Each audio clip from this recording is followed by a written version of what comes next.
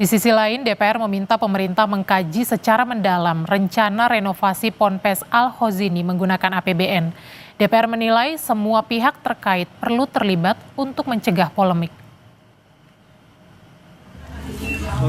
Wakil Ketua DPR dari fraksi Nasdem, Saan Mustopha, meminta pemerintah juga membahas rencana renovasi Ponpes tersebut bersama DPR.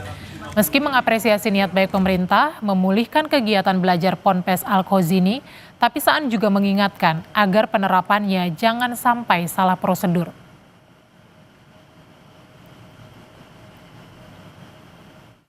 Itu harus dibicarakan dulu dengan di minimal di tingkat kementerian, di tingkat pemerintahan. Yang kedua tentu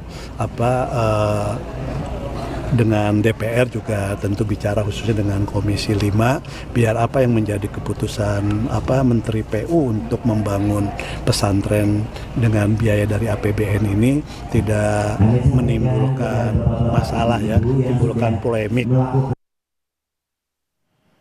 Sementara itu, Menteri Keuangan Purbaya Yudi Sadewa mengaku belum menerima proposal rencana renovasi Ponpes Al-Khozini menggunakan APBN. Purbaya bilang tidak tahu siapa pengusul wacana tersebut, sehingga akan menunggu proposal sampai ke tangannya. Pondok pesantren, Pak. Pondok pesantren juga saya belum terima. Saya baru baca di media aja kadang dibiayai pemerintah, tapi saya belum tahu siapa yang propose, seperti apa proposalnya saya belum tahu. Kita akan tunggu seperti apa proposalnya. Sebelumnya, Saudara Menteri Pekerjaan Umum Dodi Hanggodo mengungkap anggaran penanganan Ponpes Al-Khozini akan ditanggung pemerintah. Hal tersebut disampaikan bersamaan dengan pernyataan Menko Pemberdayaan Masyarakat Muhaimin Iskandar bahwa pemerintah akan audit sejumlah pondok pesantren. Pemerintah juga bilang akan bantu mencarikan dana untuk renovasi Ponpes tua dengan bangunan yang rawan.